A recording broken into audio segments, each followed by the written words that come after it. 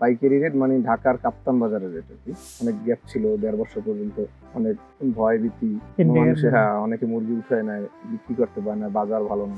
Company rate কেমন দেয় মনে করেন মুনাফা? মুনাফা গত আপনার আগে বলা হয়েছিল আনুমানিক। অনেক সময় অনেকে ওই যে আপত্তি তোলে কন্ট্রাক্ট ফার্মিং এর বিষয় নিয়ে, এই ধরনের কোনো নেগেটিভ কিছু মনে হয় আপনি? এক মুরগির জন্য কি 1 স্কয়ার ফিট লাগে? একটু বেশি হলে ভালো হয় খোলামেলা, এবং পূর্ব পশ্চিম দিক ঘর হলে বেটার। মুরগির এবার বাচ্চার রেট কেমন? আমাদের এই যে ফার্মে তো কন্ট্যাক্ট করা একরকমই বাচ্চা রেট নাই। তো এরকম যদি কেউ একটা মুরগির শেড নিয়ে শুধু থাকে, তার জন্য কি মুরগির খামারটা পারফেক্ট হবে নাকি সমন্বিত ভাবে থাকলে? আসসালামু আলাইকুম, আজকে আবারও আসলাম বাবু ভাইয়ের সমন্বিত খামারে। এখানে আজকে বাবু ভাইয়ের কাছ থেকে জানার চেষ্টা করব তার যে কন্ট্রাক্ট ফার্মিং এ ব্যাপারে বিস্তারিত তথ্য, তিনি কিভাবে এই কন্ট্রাক্ট ফার্মিং এ আসলেন এবং এই কন্ট্রাক্ট ফার্মিং এ তার লাভ কেমন বা কোনো সমস্যা আছে কিনা এ ব্যাপারে তথ্য জানতে পারবো। তারই সাথে তার মুরগি পালার যে অভিজ্ঞতা, তাছাড়া কিভাবে এই সমন্বিত খামার করে টিকে থাকা যায় এ ব্যাপারে বিস্তারিত তথ্য।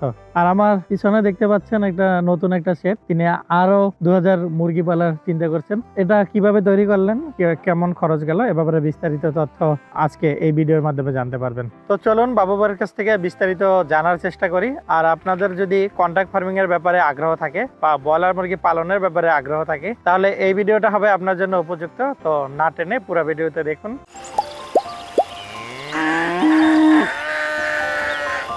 তো ভাই কেমন আছেন? আলহামদুলিল্লাহ ভালো আছি। এটা আজকে বলে আজকে তো মনে হয় আপনার মুরগি করাবে, মানে কোম্পানি নিয়ে যাবে নাকি? আজকে সেল হয়েছে।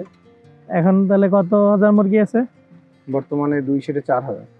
4000। এবার মুরগির টেকার রেট কেমন? আজকে বিট হয়েছে গতকালকের বিট, এটা কন্ট্রাক্ট সেট তো আজকে 150 বা 55 টাকা, সঠিক জানি না। মানে কিছু সময় পরে আর কি তথ্য জানতে পারবো। পাইকারি রেট মানে ঢাকার কাপ্তান বাজারের রেট আর কি। 155 টাকা হইতে পারে, 50 বা 60 এর ভিতরে আর কি আনুমানিক। বর্তমানে বাজারেরটা একটু ভালো, ওই রমজান উপলক্ষে আর কি। আর দেশে নতুন সরকার আসছে আমাদের, তারেক রহমান আমাদের, এর জন্য আশা করি বর্তমানে সবকিছু মিলিয়ে বাংলাদেশের অবস্থান ভালো হবে, আমাদের ব্যবসা বাণিজ্য ভালো হবে। কিছুদিন অনেক গ্যাপ ছিল 1.5 বছর পর্যন্ত, অনেক ভয় ভীতি, মানুষে অনেকে মুরগি উঠায় নেয়, বিক্রি করতে পারে না, বাজার ভালো না। এখন আশা করি খুব ভালো মানের হবে, বাজারের অনুপাতে মুরগি সেল বা রাস্তাঘাটের অবস্থা ভালো। যাই হোক আলহামদুলিল্লাহ, আরেকটা নতুন সেট করতেছি আমি। এই সেটটা আনুমানিক 5 লাখ টাকার মতো খরচ হয়েছে। সেটার ব্যাপারে সম্পূর্ণ তথ্য নতুন ভিডিওতে তুলে দেব। মানে তো কোম্পানি রেট কেমন দেয় মনে করেন মুনাফা? গত আপনার আগে বলা হয়েছিল আনুমানিক আমরা 20 টাকা 18 টাকা কেজি প্রতি পাই আনুমানিক। আমাদের এই মৃত্যুর হার, খাবারের এফসিআর অনুপাতে এগুলো মিলে। কারেন্ট বিলটা তো মনে হয় আপনার নাকি? কারেন্ট বিল আমাদের, ঔষধ আমাদের, ম্যাক্সিমাম কিছু ঔষধ আর কি। ঔষধ আপনাদের? ওদের শুধু থাকে খাবারটা আর বাচ্চা? ওদের খাবার, বাচ্চা থাকে, আর হলো আপনার ওরা পর্যবেক্ষণ করে, প্রতি সপ্তাহে 2-3 বার আসে এখানে। অনেক সময় অনেকে ওই যে আপত্তি তোলে কন্ট্রাক্ট ফার্মিং এর বিষয় নিয়ে, এই ধরনের কোনো নেগেটিভ কিছু মনে হয় আপনি? আসলে এটা এক একজনের এক এক রকমের, এরা কিভাবে করে আমি জানি না। কাজী ফার্মের সাথে করে না অন্য কোনো সংস্থা আছে, এরকম আছে কিনা আমার জানা নাই।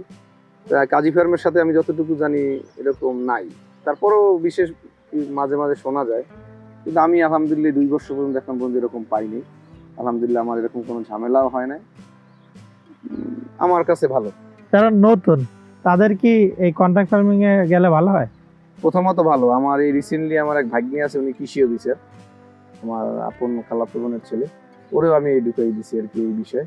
ও বললো তো ভালো, আলহামদুলিল্লাহ। কৃষি অফিসার তো অনেক বুঝাই আর কি, হ্যাঁ এও করতেছে আর কি, আর খুব ভালো। বললো যে মামা ভালো। কন্ট্রাক্ট ফার্মিং এ যাইতে হলে কোনো শর্ত আছে ওদের? কিছু শর্ত আছে, ডকুমেন্টস দিতে হয় কিছু। আর মানে পরিবেশের ডকুমেন্টস আছে, কিছুটা নেয়, সব জায়গা দেয় না ওরা। যাতায়াত ব্যবস্থা ভালো দরকার আপনার, আর হলো আপনার ইটা ভালো দরকার, খামারের পরিবেশটাও তো ভালো দরকার। ওরা মোটামুটি এই ধরনের স্যাটিসফাইড হলেই দিয়ে দেয়। হ্যাঁ এরকমই দিয়ে দেয়, ওরকমই করে না। মিনিমাম 1000 মুরগি পালতে পারে এরকম সেট লাগবে। 1000 মুরগির জন্য কেমন পরিসরের জায়গা দরকার? স্কোয়ার ফিট হিসাব করি আমি এক মুরগির জন্য কি 1 স্কয়ার ফিট লাগে? স্কয়ার ফিট একটু বেশি হলে ভালো হয় খোলামেলা, এবং আহ, পূর্ব পশ্চিম দিক ঘর হলে বেটার, যেরকম আমার সেটগুলো যেরকম, বুঝছি। এগুলো ভালো। আর মুরগির এবার বাচ্চার রেট কেমন? আমাদের এই যে ফার্মে তো কন্ট্যাক্ট করা একরকমই বাচ্চা রেট নেয়, 40 টাকা সবসময়, কম থাকলেও এরকম, বেশি না মানে এই যে থাকলেও বাইসে আছে যে মানে মৃত্যুর কম mortality। বেশি না, যেরকম আমরা পাই এর চেয়ে একটু বেশি এবার। শীতে নাকি একটু শীতে- ভালো থেকে নাকি শীতের সমস্যা? শীত আবার এখন একটু গরম পড়ছে, এর জন্য একটু ঠান্ডা লাগছিল মুরগি, তা আলহামদুলিল্লাহ বেশি যায় না আর কি।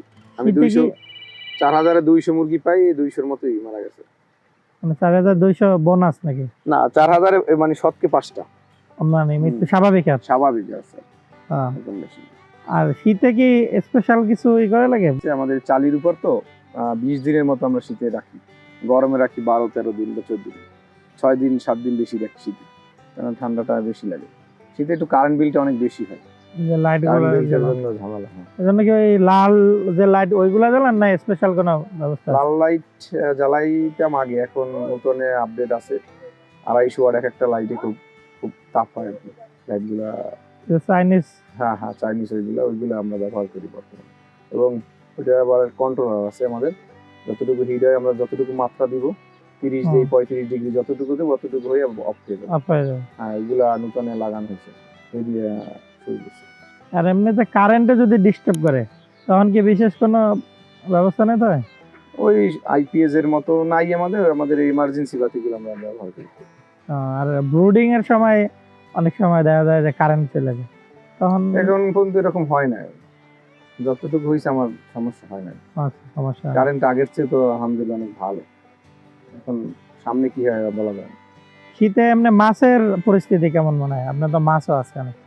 মাছ তো এখন শুরু, বৈশাখ মাস আসতেছে, এখন শুরু, এখন পর্যন্ত শুরু এবছর।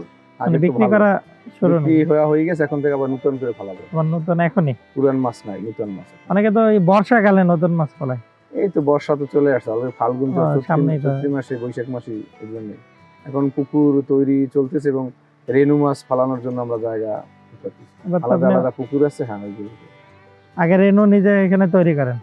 হ্যাঁ, রেনুই আমরা আনি, ওটা রেনুই বলে, 1 টাকা পিস 1.5 টাকা পিস এরকম বিভিন্ন মাছের রেনু, 20,000 30,000 50,000 এরকম তৈরি আলাদা পুকুরে, একটু সাইজ বড় করে 50-60 কেজি, এরপরে আমরা পুকুরে ফেলি, একটু বড় করে তারপরে এই করে। তা না হলে সমস্যা। তো এরকম যদি কেউ একটা মুরগির শেড নিয়ে শুধু থাকে তার জন্য কি মুরগির খামারটা পারফেক্ট হবে নাকি সমন্বিতভাবে থাকলে? সমন্বিত করতে পারলে সবচেয়ে বেটার।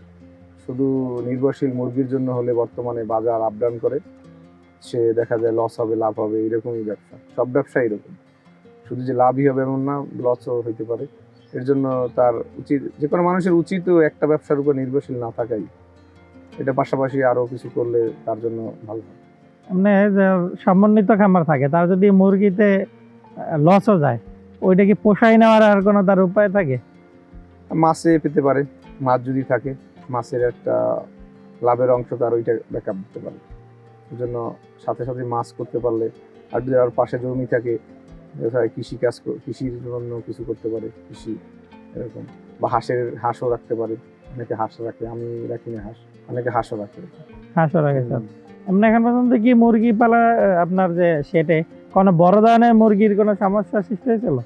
মুরগি মূলত সমস্যা হয় 25 দিনের পরে থেকে, 5 দিন 7 দিনই সমস্যা। আমরা 32-33 দিনে বিক্রি করি, তো এই 5 দিনই আর কি মুরগি মারা যায় বেশি, খাবারটা খাইয়ে বড় হইয়েই মারা যায়, ওই সময় ওদের বিভিন্ন রোগ হয়। আর এমনি কখনো বড় ধরনের অসুখ টসুখের সম্মুখীন হয়েছে যে বড় একটা সমস্যা গেছে? হ্যাঁ, একবার হয়েছিল ওষুধে বড় একটা ঝামেলা, 200-300 মুরগির মতো মারা গেছিল বড় হয়ে, এরপর আর হয়নি, ঠান্ডা লাগছিল এইবারে।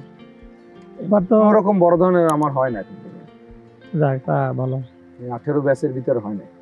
অনেকে কন্ট্রাক্ট ফার্মিং নিয়ে জানতে চায় বা আগ্রহ প্রকাশ করে, আপনার সাথে কি কন্ট্যাক্ট করলে তথ্য বিস্তারিত জানতে পারবে? হ্যাঁ, প্রয়োজন যদি হয় কারণ মানে নতুন ফার্ম করবে বা আগে অন্য নিজেরা করছে, কন্ট্যাক্ট সেটা আসবে, তাহলে আমার সাথে যোগাযোগ করতে পারে, তাহলে আমি একটা ভালো সাজেশন তারা দিব, এবং সবাই যেন ব্যবসার সাথে জড়িত হয়, সে যে ব্যবসায়ী হোক সৎভাবে, মুরগির ফার্মে আসতে পারে। যদি সে করে, নিজের মন থাকতে হবে যে আমি করবো এটা, মানে নিজের উপর এক্সপিরিয়েন্স থাকতে হবে যে আমি এই ব্যবসাটা আসলে করে কিছু করতে পারি কিনা, দেখতে পারে আর কি, শুরু করতে পারে। আপনার এই যে দীর্ঘদিনের যে মুরগি পালার যে যাত্রা বা মুরগি খামারের, সমন্বিত খামারের, এখন পর্যন্ত আপনার মানে অর্থনৈতিক ভাবে নিজের এই ব্যবসাটা কেমন মনে হয়? নিজের টাকা থাকলে তো ভালো, কিন্তু লোন ধার উদ্ধার করলে তো পেইন অনেক অনেক রকমের বিভিন্ন বাধার সম্মুখীন হতে হয়। এই জন্য যদি যতটুকু টাকা আছে অতটুকু থেকে শুরু করে বোঝার বুঝে আগে তারপরে করাটাই ভালো। ধার উদ্ধার বা লোন কইরা ওইটার ব্যাকআপ দিতে আসলে ব্যবসা যা হয় এতে ঝামেলা। বাস্তবে ঝামেলা। দেখা যায় অনেক কিছু, কিন্তু করতে গেলে অনেকই সম্মুখীন টাকা। হতে হয় বিভিন্ন কিছু। ঠিক আছে, তাহলে ভাই পরে আবার কথা হবে নতুন কোনো বিষয় নিয়ে। আর আপনি তো নতুন একটা শেড তৈরি করছেন, এই শেড কিভাবে তৈরি করলেন, কেমন খরচ গেল, এ ব্যাপারেও নতুন একটা ভিডিওর মাধ্যমে অভিজ্ঞতা নেব না? জি অবশ্যই, ইনশাল্লাহ আপনারা আসবেন, আমি এটা সম্পর্কে আর কি বলবো যে কি কি লাগছে, এবং নতুন করে আমিও এটা নতুন করে আরো আপডেট করছি। মানে যত নতুন আর বর্তমানে ভবিষ্যতে যতই আগাই অতই আরো শিক্ষণীয় আর কি জিনিস শিখতে পাই আমরা। আগের চেয়ে যত ভুল ছিল এখন হইতেছে আর আপডেট, মানে যত ভুল ওইগুলা দেখা যায় এইটা আরো কম হয়েছে। এই নতুন সেটটা ভুল আছে, তারপরে মনে হয় যেন কম। এই অবশ্যই আপনাকে জানাবো, আসবেন ইনশাল্লাহ। ধন্যবাদ আপনি। ওকে, আল্লাহ হাফেজ। আর দর্শকদেরও যদি কোনো প্রশ্ন থাকে, জানার কোনো ইচ্ছা থাকে, তাহলে ভাইয়ের নাম্বার দেওয়া থাকবে এই স্ক্রিনে, সেখানে যোগাযোগ করে আপনারা তথ্য নিতে পারেন। ধন্যবাদ সবাই।